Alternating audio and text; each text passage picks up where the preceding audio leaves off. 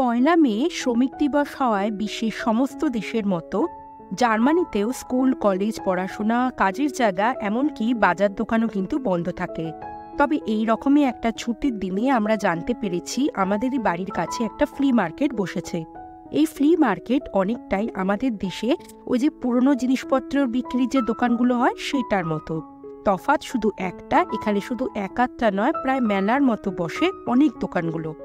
আমি এটা জানতে পেরেছি এই 2-3 দিন আগে, তো মনে হলো আজকে ছুটির দিনে আমরা সবাই মিলে বেরোই আর এই অভিজ্ঞতা আপনাদের সাথে শেয়ার করে নিই আজকের এই ভিডিওতে।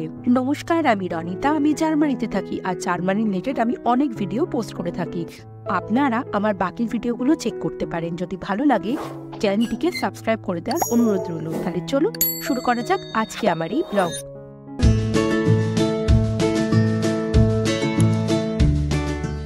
আজকের ওয়েদারটা জাস্ট চরম, টেম্পারেচার ওই 25 ডিগ্রির মতো।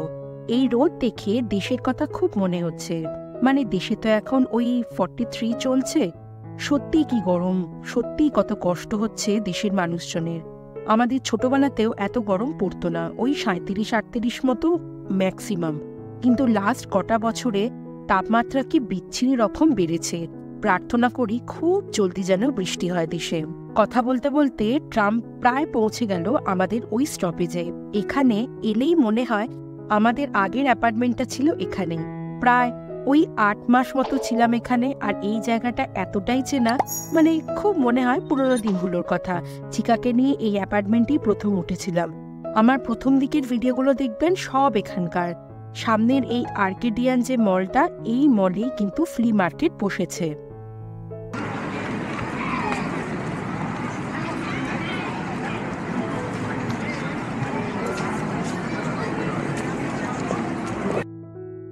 ঢুকেই দেখলাম বিশাল লাইন।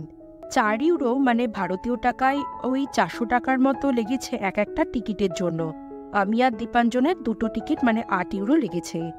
তবে এবারের যে ফ্লি মার্কেট বসেছে সেটা কিন্তু ছোটদের জন্য, অর্থাৎ যা পাওয়া যাবে তার সবকিছুই ছোটদের। মূলত আমরা গিয়েছিলাম চিকার জন্য কিছু বইপত্র আর ওই খেলার ছলে শিখবে এমন কিছু জিনিসপত্র কিনতে। কিন্তু গিয়ে দেখে যা বুঝলাম, এটা মূলত বাচ্চাদের জামা কাপড় আর দৈনন্দিন প্রয়োজনীয় যেগুলো জিনিসপত্র লাগে সেগুলোই ভর্তি, যেমন বেবি কট, ট্রলি, বিভিন্ন খেলনা ইত্যাদি ইত্যাদি। জামা কাপড় তো প্রচুর ছিল, বইও ছিল বেশ কিছু, তবে সবকিছুই জার্মান ভাষায় লেখা। ইংরাজি বই নেই বললেই চলে। তবে দেখছি বেশিরভাগই জামা কাপড়, যেহেতু শীতের বা গরমের সব রকমের জামা কাপড় এখানে কিন্তু রয়েছে দেখছি। তবে ভাববেন না জামা কাপড়ের কন্ডিশন কিন্তু খুব একটা খারাপ, বেশ ভালো কন্ডিশন। অগত্যা বই তেমন কিছু না পেয়ে চললাম খেলনার দোকানে। সেখানে বরং চিকার উপযোগী বেশ কিছু খেলনা কেনার ইচ্ছা হলো। তবে একটা জিনিস খুব ভালো করে দেখলাম, জামা কাপড়ই হোক বা অন্য কোনো জিনিস এখানে কিন্তু প্রায় নতুনের মতো। আর শুধু জামা কাপড় বা খেলনা নয়, পাওয়া যাচ্ছিল বেবিদের ক্যারিয়ার, কট, ন্যাপি, এমনকি প্যারাম্বুলেটারও। এসছি যখন তো কিনবই কিছু। কি কিনবে? আর আর বই কিনবে না?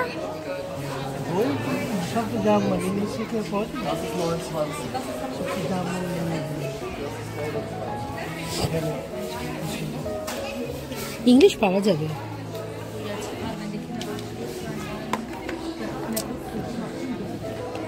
সবই জার্মান। গুটে নাক্ট। এটা চিকার জন্য বড় হয়ে যাবে। দেখতেই পাচ্ছেন সামনে কিন্তু বেশ ভিড় হয়েছে। আসলে এই দেশের মধ্যে প্রজনন নিয়ন্ত্রণ জিনিস সেইভাবে নেই। মানে আমাদের দেশে যেমন বলে যে 2টোর বেশি বাচ্চা না নিতে, তবে এদেশের মানুষকে দেখেছি 3টে, 4টে, 5টা অবধি বাচ্চা এরা নিয়ে থাকে। ফলে একাধিক বাচ্চা থাকায় সমস্ত ফ্যামিলিদের বাচ্চাদের প্রয়োজনীয় সবকিছু ব্যবস্থা করে উঠতে পারে না সমস্ত ফ্যামিলি। ফলে এই সব জায়গায় এলে তাদের বেশ কিন্তু সাশ্রয় হয়। প্রতিটা জিনিসই প্রায় অর্ধেকের বা তারও কম দামে পাওয়া যায়। ফলে এখানকার তুলনামূলক কম আর্থিক সচ্ছলতা সম্পন্ন মানুষ তাদেরও সন্তানদের প্রয়োজনীয় জিনিস এখান থেকে নিয়ে যেতে পারে, এবং কোয়ালিটিও কিন্তু বেশ ভালো। কি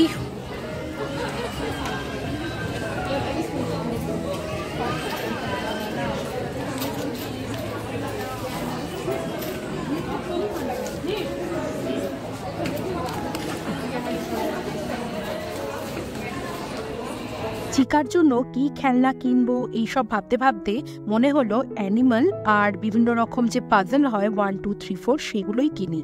তো সামনে দেখলাম অনেক রকম জীবজন্তু রয়েছে। চিকা আর তার বাবা সেগুলো চুজ করছে। চিকা তো প্র্যাম থেকে নামার জন্য বায়নাও করছে সামনে অতগুলো খেলনা দেখে। আর আমি উডেন পাজলটাও কিনে নিলাম। এটা পড়লো ওই 4 ইউরো, কিন্তু এটা দেখলাম কাঠের, মানে এগুলো যদি বাইরে থেকে কিনতে যাই মিনিমাম 30 ইউরোর মতো দাম পড়বে। আর তারপরে এইসব করতে করতে আমাদের অনেকটা লেট হয়ে গিয়েছিল, প্রায় 1.5 ঘন্টার ওপর সময় চলে গিয়েছিল। চিকার দেখলাম খিদেও পেয়ে গেছে, তো আমরা সোজা চলে গেলাম ম্যাকডোনাল্ডসে।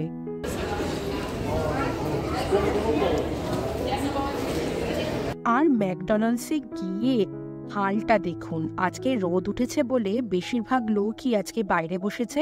তাতে কি ভিড়ের ছোটে ঘরের ভেতরটাও একটাও কিন্তু টেবিল খালি নেই, সব ভর্তি।